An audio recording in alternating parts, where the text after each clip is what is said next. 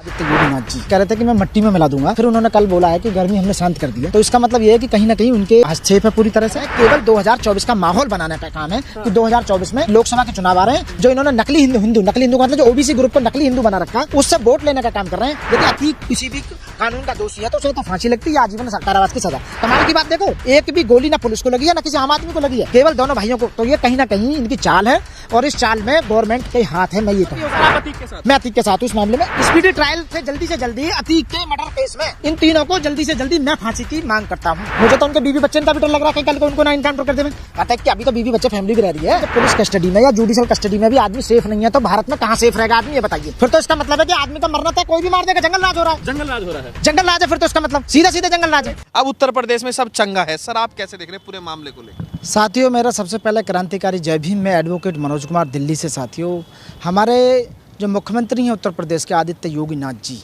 वो पहले भी एक बार मैंने उनकी डिबेट सुनी थी, उसमें कह रहे थे कि मैं मिट्टी में मिला दूंगा। और आज फिर उन्होंने कल बोला है कि गर्मी हमने शांत कर दी है। तो इसका मतलब ये है कि कहीं ना कहीं उनके हस्तक्षेप है पूरी तरह से। क्योंकि जुडिशियल कस्टडी में किसी आदमी की हत्या जो है, मैं अतीक के लिए ही नहीं कह रहा, मैं किसी भी आदमी के लिए जो भारत का नागरिक है, वो किसी भी जाति, किसी भी धर्म, किसी भी संप्रदाय से हो, उसे बराबर कॉन्स्टिट्यूशनल राइट्स दिए गए। बाबा साहब ने जब संविधान में जो राइट्स दिए थे वो सबको बराबर दिए थे। अब वो अतीक हो या कोई भी हो, अब अतीक की मैं बात करूं, जब अतीक जी गुजरात की जेल में थे तो वहाँ से जब उन्हें लेके आए थे तब उन्होंने कहा था कि मेरा एनकाउंटर कर देंगे। ये इस बात पर किसी ने ध्यान नहीं दिया। आप बताइए, सुप्रीम कोर्ट से उन्होंने गुहार भी लगाई। यस, उन्होंने बार बार यही कहते रहे कि मुझे, मेरे परिवार को, मेरे बेटे को, मेरे भाई को, सबको डर है कि कहीं ना कहीं हमें कोई ना कोई प्रॉब्लम क्रिएट होगी। और वो साबित हुआ।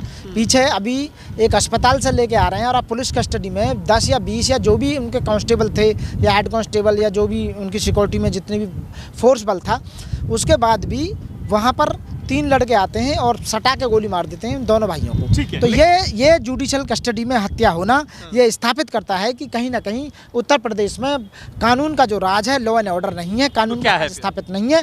वहाँ बीजेपी गवर्नमेंट अपना राज चलाने में बिल्कुल नाकाम रही है, असफल रही है।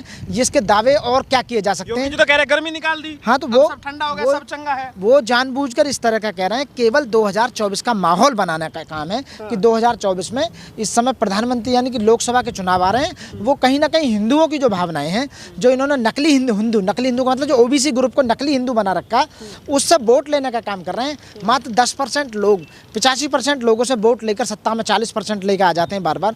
जब ओबीसी ग्रुप को ये पता लग जाएगा कि तुम नकली हिंदू हो, तुम्हारे कहीं ना कहीं अधिकारों का शोषण होगा। अमित शाह कह रहे हैं तेलंगाना में मुसलमानों का आरक्षण खत्म कर देंगे, SC ST OBC के लिए आरक्षण है। जब कोई भी पार्टी सत्ता में आ जाती है तो वो जब फुल मेजोरिटी में तो कुछ भी कर सकती है। अब फुल मेजोरिटी में आने के बाद ये कॉन्स्टिट्यूशनल राइट्स हैं लोगों को, वो खत्म कर दिए गए। लोगों का आरक्षण खत्म कर दिया गया। लोगों को पुलिस कस्टडी में पुलिस के द्वारा न मरवा के प्राइवेट लोगों को भेज कर मरवा दिया गया, जैसे कल परसों हुआ। यानी पुलिस चाहे तो या सरकार चाहे तो एक भी आदमी, अच्छा ये कहना बदमाशी खराब का खत्म करूँगी, 2 बदमाशों को मारकर आपने 3 नए बदमाश और पैदा कर दिए।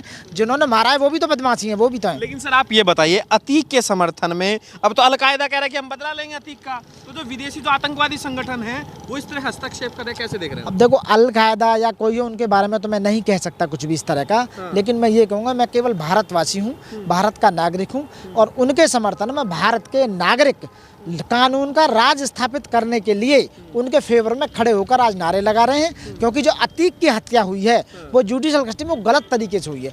किसी को पनिशमेंट देना है, ड्यू प्रोसेस ऑफ लॉ, एक कानून का एक प्रक्रिया है जिसके द्वारा वो चल रहा था, उसे बाकायदा आजीवन कारावास की सजा थी, वो भुगतते। और भी बहुत अच्छा, जो उस पर मुंबई में ताज पर जो अटैक हुआ था उसको भी ड्यू प्रोसेस ऑफ लॉ हत्या पहुंचाई थी, उसे फांसी की सजा पहुंचाओ। यदि अतीक किसी भी कानून का दोषी है तो उसे तो फांसी लगती है या आजीवन कारावास की सजा। आप इस तरह से 3 आदमी भेजकर उन्हें मार दिए जाते हैं और वो जय श्री राम के नारे लगाते हैं और वहाँ पर उन्हें। और कमाल की बात देखो, एक भी गोली ना पुलिस को लगी है ना किसी आम आदमी को लगी है, केवल दोनों भाइयों को। तो ये कहीं ना कहीं इनकी चाल है और इस चाल में गवर्नमेंट के हाथ है, मैं ये कहूँगा। लेकिन सर अतीक को क्यों हीरो बनाया जा रहा है, क्यों मांग की जा रही है अतीक को भारत रत्न दिया जाए? कांग्रेस के नेता राजकुमार उन्होंने इस तरह की मांग की थी, वहाँ पर जो है उनकी कब्र पर जाकर तिरंगा लगाया उन्होंने। और पटना में, बिहार में, वहाँ पर अतीक अमर रहे के नारे लग रहे हैं। देखा गया महाराष्ट्र में भी एक जगह पोस्टर लगाए गए उसके समर्थन में। एक जो खूंखार, जो बड़ा, उस आदमी के लिए इतना सब क्यों हो रहा है? बात खूंखार तो बाद में आती है।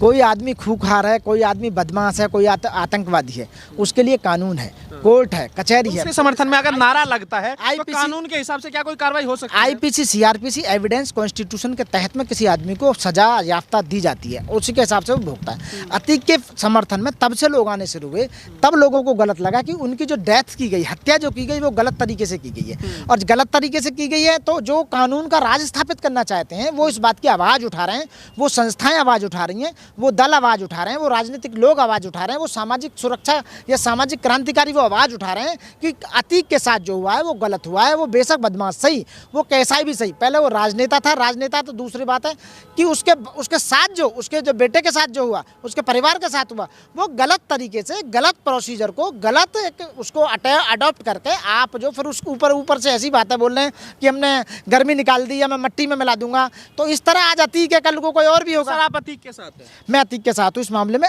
ऐसा नहीं कि बदमाश अतीक, अतीक के साथ जिस तरह से हमला हुआ, जिस तरह से मैं ये कहूँगा बिना लॉ के उसे मारा गया, बिना एक प्रक्रिया को अपनाए उसे मारा गया, वो अतीक के साथ गलत हुआ। उस प्रोसीजर के खिलाफ हूँ मैं, इसलिए मैं अतीक के साथ हूँ।